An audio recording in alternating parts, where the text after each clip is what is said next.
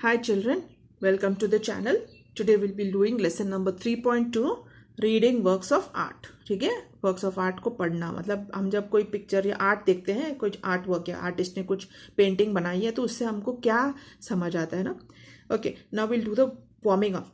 Complete the following idioms using the appropriate coloured term black, blue, green और red. Okay, give someone a dash look. मतलब ये जो अगर suppose यहाँ bracket में दिया है किसी को गुस्से से देखना, तो उसके लिए हम कौन सा कलर यूज करते हैं?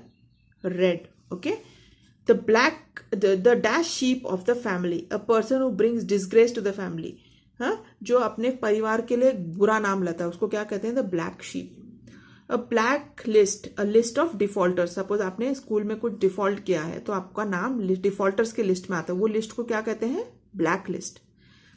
फिर area of fields, woods etcetera around a city, उसको ग्रीन बोलते हैं ना, green belt. Okay, to have green fingers, जो गार्डनिंग में बहुत अच्छे उनको बोलते हैं, उनकी तो जो उनका ग्रीन, उनका जो फिंगर्स है, मतलब इतना अच्छा गार्डनिंग करते हैं क्यों बोलते हैं कि उनकी उंगलियां ग्रीन है, green fingers. Be green with envy, यानी कि जब हमको किसी जलन होती है तो उस कलर के लिए उसके लिए हम लोग कौन सा कलर बताते हैं? ग्रीन. गिव समवन और गेट द डैश सिग्नल. अभी हमको किसी को ओके करना है, परमिशन देना है, तो हम लोग कौन सा सिग्नल, जैसे ट्रैफिक में कौन से सिग्नल से हम लोग को आगे जाने के लिए बोलते हैं? Green signal. फिर अ सडन शॉक या सरप्राइज को हम लोग बोलते हैं बोल्ट फ्रॉम द ब्लू. जैसे लाइटनिंग सडनली आता है ना, वैसे अचानक का कोई सरप्राइज होता है तो या शॉक होता है तो उसको क्या बोलते हैं? Bolt from the blue. फिर out of the blue, suddenly, ये भी कुछ अनएक्सपेक्टेडली कुछ चीज होती है तो हम लोग क्या बोलते हैं? Out of the blue.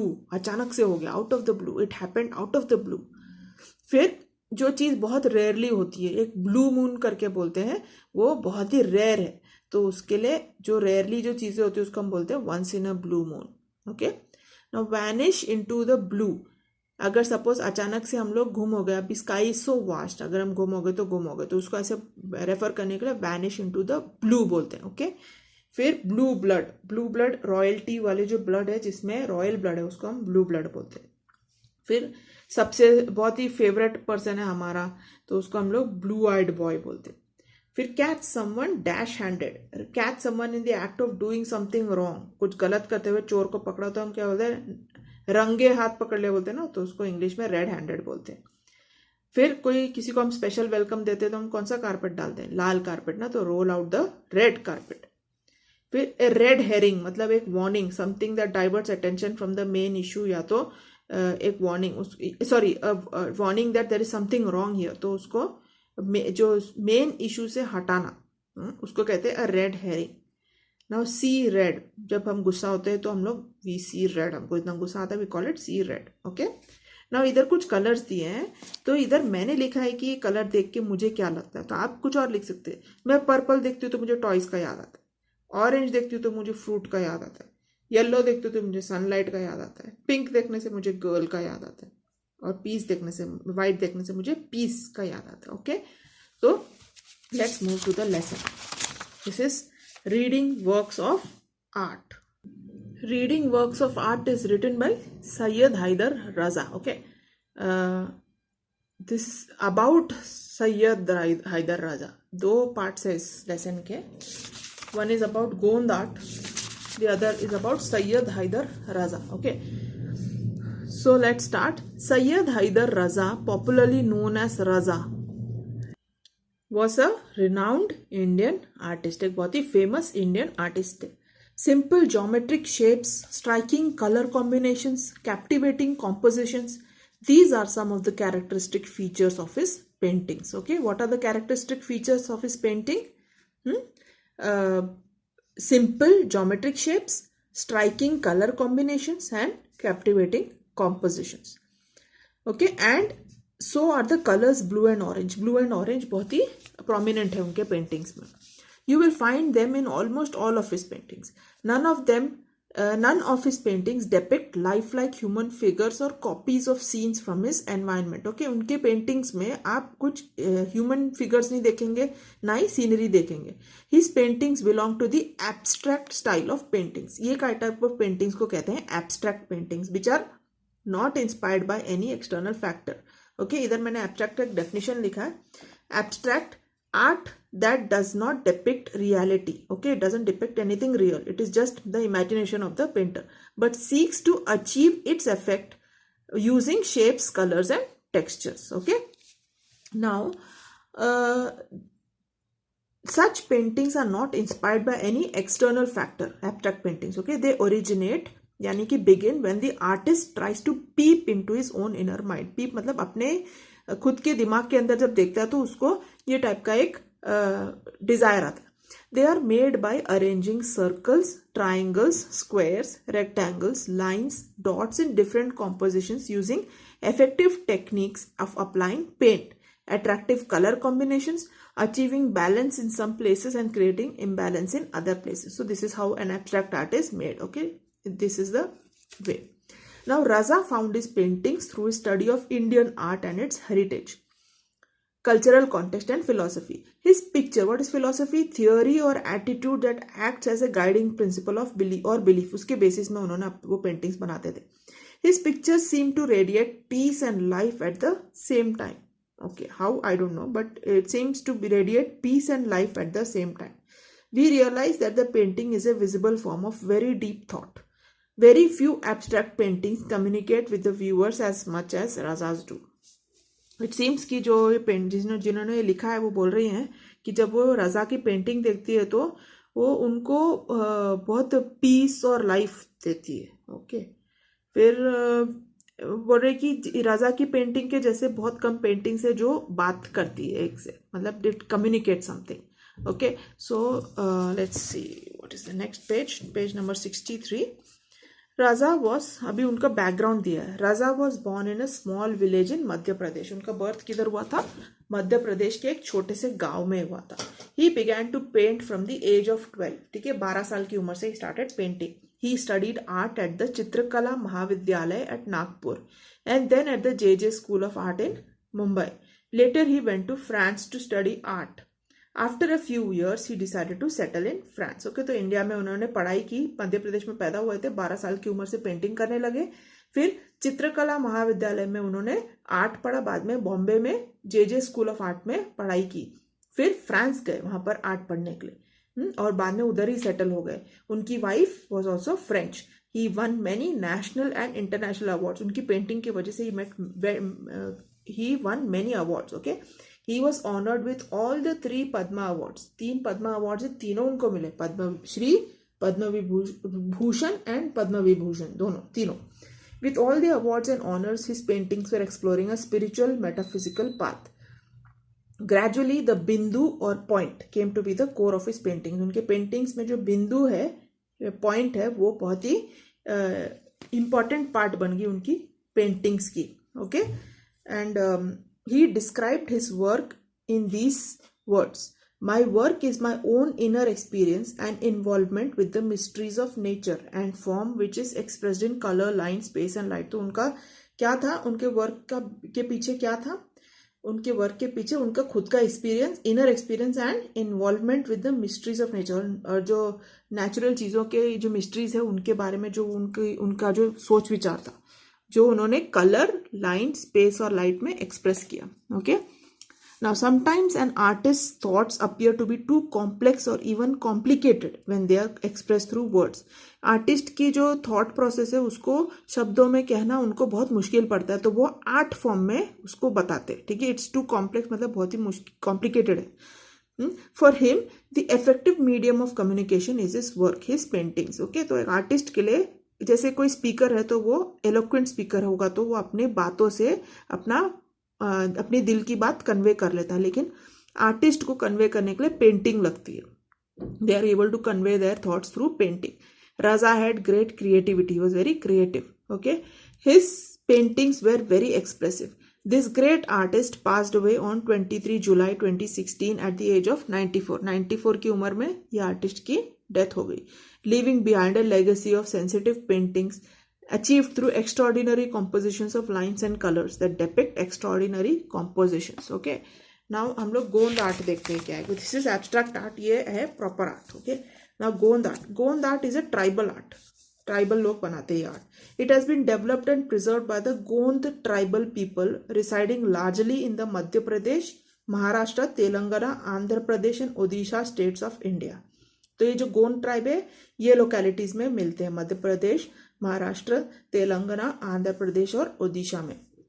Okay, from their traditional tales and mythology, we learn that they have lived in India for thousands of years, even before the other inhabitants came here. तो ये बहुत पुराने निवासी है हमारे देश के। तो Gondi language is similar to Telugu, Telugu जैसे साउंड करता है, जो एक द्रविडियन लैंग्वेज है। Okay, now Gond art has spread mainly in central India. इसका जो स्प्रेड है, ये आर्ट फेमस किधर है? सेंट्रल इंडिया में, क्योंकि ये मध्य प्रदेश, ये लोकेशन ही सेंट्रल है। Originally people use to draw pictures on the earthen walls of their house. पहले क्या करते थे? अपने घर के दीवारों में पेंटिंग किया करते थे। Most folk arts involve natural techniques of preparing colours and use of several mediums. Folk arts में कलर जो है ना, हम लोग आज जो कलर यूज करते हैं वैसा यूज नहीं किया करते थे। They used to use natural colours. They are transferred from generation to generation in a smoothly flowing process. और इनका जो ये आर्ट मेकिंग प्रोसेस है वो जनरेशन टू जनरेशन, मतलब पीढ़ी बाई पीढ़ी वो लोग फॉरवर्ड करते हैं। मतलब उनके घर में कोई ना कोई एक होगा जो ये आर्ट फॉर्म सीख के ये आर्ट कंटिन्यू रखता है। ओके, तो Gond art is no exception to this. Gond art भी ऐसे ही है। ये ट्राइबल आर्ट जो है ना, फोक आर्ट ऐसे होते हैं। तो उसमें से वन इज गोंद आर्ट, जो सेम तरीके से ट्रांसफर होते हैं generation to generation. A house decorated with beautiful pictures creates a pleasant atmosphere. जैसे हमारे घर में अच्छे अच्छे हम पेंटिंग बना के रखें तो बहुत ही अच्छा एटमॉस्फेयर डेवलप होता है ना। Also art is a medium of recording and preserving what is scene. वो टाइम में फोटोग्राफी तो नहीं थी, तो आर्ट फॉर्म में चीजें प्रिजर्व की हुई थी। ठीक है। इन फोक आर्ट में you yourself prepare the canvas. आप खुद ही कैनवस बनाते हैं। आज हमें बना बनाया कैनवस मिलता है, लेकिन फोक आर्ट में आप खुद का कैनवस बनाते हो, यानी कि the surface on which to draw and the colours with which you draw, दोनों जिसमें आप ड्राइंग करेंगे और जिस कलर से आप ड्राइंग करेंगे, दोनों आप खुद बनाते हो फोक आर्ट में। Okay, that is why creating folk art is a very enriching experience. इसलिए आप पूरा एंटायर प्रोसेस में you are involve, so it is very enriching and rewarding experience. This richness is reflected in the choice of their medium. ठीक है। In the days of past, several things in nature such as soils of different shades, the juice of plants, leaves, tree bark, flowers, fruits and even things like coal and cow dung were used to prepare colors. Okay, तो colors ये सब चीजें से prepare की जाती थी। The different colors, various textures and patterns were used year after year, lending a simplicity to the art. इसकी वजह से ये आर्ट बहुत ही सिंपल और सुंदर बनता था। ये डिफरेंट जो कलर, नेचुरल कलर्स यूज करते थे, उसकी वजह से आर्ट बहुत ही सुंदर है। देखो कितना ब्यूटीफुल आर्ट है। तो ये सब रियल प्रॉपर ये है artist. I call these people the real artist. You know, ये लोग कैसे इतना सुंदर सुंदर पेंटिंग बना देते थे वो टाइम में, when they had no other medium, colours नहीं थे, उनको कलर खुद बनाने पड़ते थे और बैकग्राउंड भी खुद बनाना पड़ता था। Okay, so when we see these pictures, we realize that a picture drawn this way or the other can look equally beautiful. What a deep thought this art conveys, and so easily. In the Gond style of art, we see that the outlines may vary a little from artist to artist, but the designs that fill it make the whole picture look lively and attractive. Artist अलग अलग तरीके से ये art बनाते थे, लेकिन it always use to convey a message. Okay, it always looks lively मतलब एकदम असली लगता है, असली टाइप का, अट्रैक्टिव भी है ना, ऐसा लगता है एकदम जीवित पिक्चर है कि नहीं। The designs include simple textures achieved using dots, straight lines, dotted lines, curvy shapes and circles. ये सब यूज करके एक आर्ट बनाया जाता था। Special attention is given to the choice of various colors so that the total effect is amazing and beautiful. और हर एक painting में बहुत सारे अलग अलग कलर्स यूज करके वो पेंटिंग को बहुत ही सुंदर बनाया जाता था। In today's age of commercialization, many men have taken up Gond art. अभी तो सब हर काइंड ऑफ कपड़े में, सब कपड़ों में अलग अलग में ये टाइप के डिजाइन्स दिखते हैं ना, तो अभी कमर्शियल हो गया सब कुछ। Okay, but the roots of folk art, लेकिन इसका जो जड़ है probably lie in women's daily chores like cleaning and decorating the house. ये सब जो लेडीज घर में अपना घर साफ करना, डेकोरेट करना, ये सब करते थे ना, और इसीलिए शायद ये आर्ट इतना डेवलप हुआ। Dealing with natural colours in the course of cooking and in the leisure time activities. जब वो खाना बनाते होंगे तो सोचते होंगे अरे इससे क्या कलर, जैसे अभी बीट बीट से क्या मस्त रेड कलर, एकदम मरून, डीप मरून कलर निकलता है, ऐसे कैरेट से ऑरेंज कलर निकलता है। ऐसे वो लोग जब कुकिंग के टाइम वो लोग सोचते होंगे यार इससे कितना सुंदर आर्ट बनेगा, तो maybe that is how they started off this Gond art. Okay, so now let's go to the workshop. Spot the error in the spelling of the following words with reference to the passage and write them correctly. ये सब spelling mistakes हैं, ये सब जो आपको दिए points, आपको correct spelling लिखना है। तो मैंने इधर लिख के दिया है, RENOUNED नहीं है, RENOWNED है। जियोमेट्रिक है, जियोमेट्रिक नहीं है। हम लोग जब प्रोनाउंस करते हैं ना words, we have to be careful how we pronounce. हम लोग जैसे प्रोनाउंस करते हैं हम लोग लिख लेते हैं, अभी जियोमेट्रिक लिख बोलोगे तो आप ए ही डालोगे, तो लेकिन actually it is pronounce as geometric, not मै। ओके, तो ये ई आएगा इधर। फिर हम पेंटिंग को, हम कई बार मैंने सुना है लोग बोलते हैं painting, it is not painting, it is painting, तो पेंटिंग का स्पेलिंग इज दिस। फिर विलेज नहीं है, विलेज। ओके, फीचर्स का स्पेलिंग, ये सब में कई बार कंफ्यूजन होता है क्योंकि इट साउंड्स वेरी सिमिलर, क्योंकि फीचर्स हम लोग अज्यूम करते हैं कि ई है, लेकिन actual spelling is EA। Okay, फिर फिगर्स है, ये एक्चुअली फिगर्स होना चाहिए, फिगर्स। ओके, इनर तो हम इनार बोल देते कभी कभी, inner spelling is this. Medium नहीं, मीडियम। ओके, तो करेक्ट दिया, जो स्पेलिंग मैंने लिखे हैं आप देख के करेक्ट कर लीजिए, नहीं तो आप डिक्शनरी में चेक करो। Okay, now complete the following with reference to the passage. Characteristic features of Raza's paintings. Raza के पेंटिंग के मेन फीचर्स क्या थे? एक तो सिंपल में ज्योमेट्रिक शेप्स, स्ट्राइकिंग में colour combinations, captivating compositions, colours blue and orange. आपको फर्स्ट पैराग्राफ में ये सब मिल जाएगा, ये सब उनके पेंटिंग के कैरेक्टरिस्टिक्स थे। Now complete the following diagram. गोंद आर्ट, इधर ये सब दिया है ऑप्शंस, आपको यहाँ कंप्लीट करना है। Developed and preserved by the Gond tribal people, a medium of recording and preserving what is seen. Okay, sorry, ya. Now question 4, complete the following with reference to the passage. Raza's paintings do not depict reality, है ना, वो उनके मन की बात है उनकी painting में, it is not real. Raza's paintings are done in the abstract style. Raza's paintings are not inspired by external factors. Raza's paintings present images from his own mind. Raza's paintings radiate peace and life. The bindu or point became the core of Raza's painting. For an artist like Raza, his work or paintings are an effective medium of communication. Okay? Now, question number 5. Write about the following important features of Gond art with the help of the passage. यहाँ ये following cut कर दीजिए, ये गलत हो गया sentence. Okay, write about the important features of Gond art with the help of the passage. तो यहाँ पर मैंने कुछ पॉइंट्स लिखे हैं। Gond art is a tribal art. It is spread mainly in central India. Natural techniques of preparing colors, transferred from generation to generation. Pictures are lively and attractive. Textures are achieved using dots, straight lines, dotted lines, curvy shapes and circles. Okay. Now, why does the author think that the roots of folk art lie in women's chores? हमारा ये last paragraph में आपको इसका answer मिलेगा। क्यों?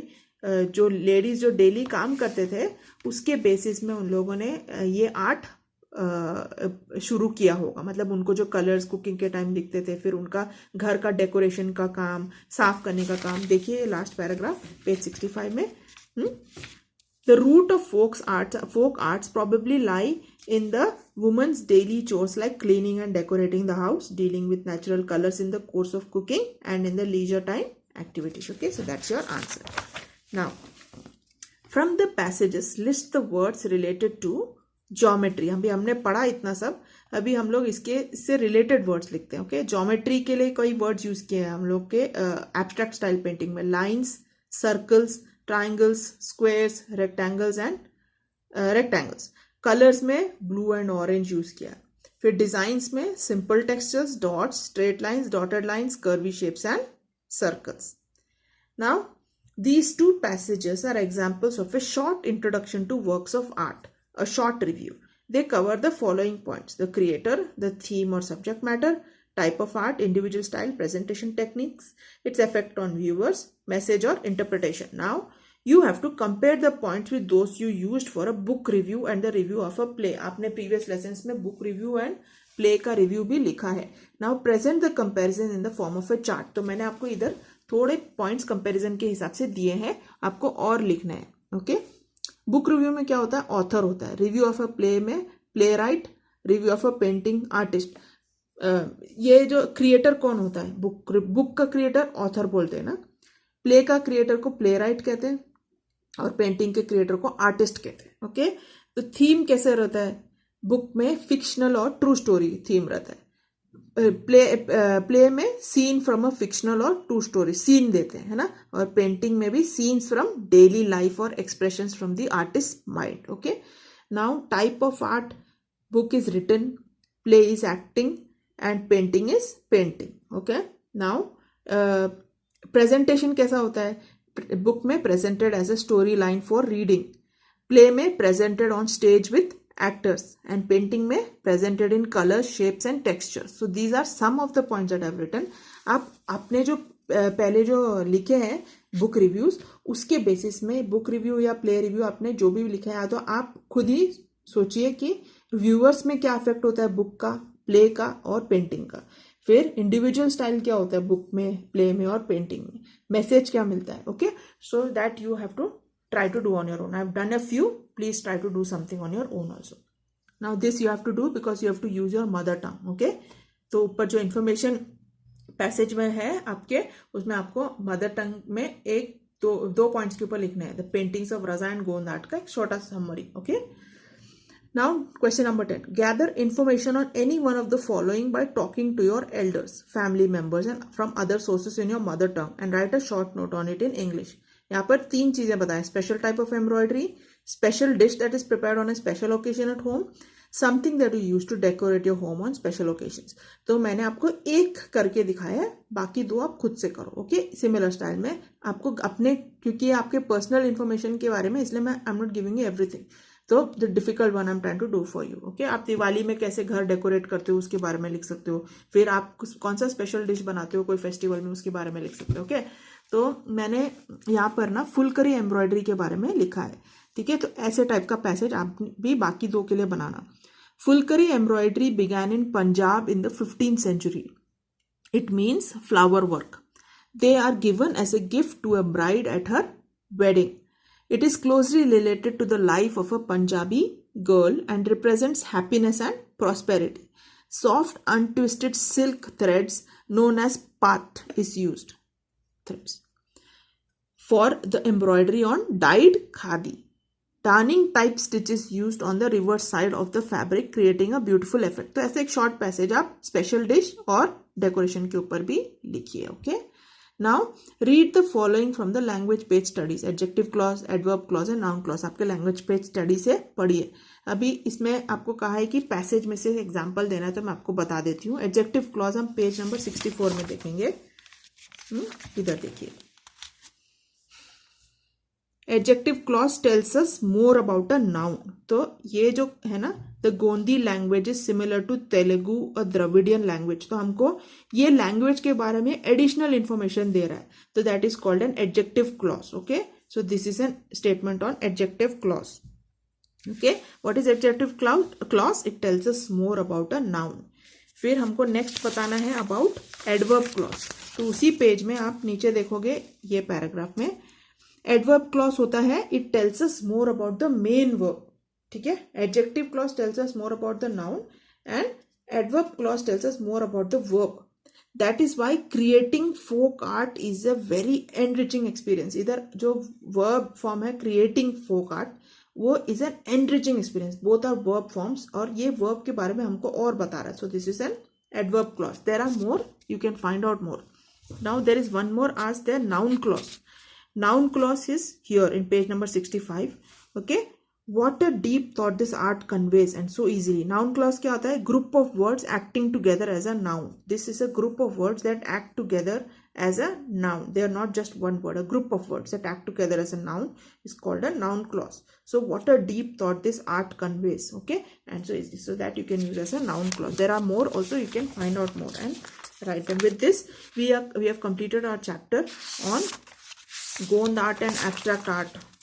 Reading works of art. Okay, so I'll see you in the next video with the next lesson. Take care and God bless.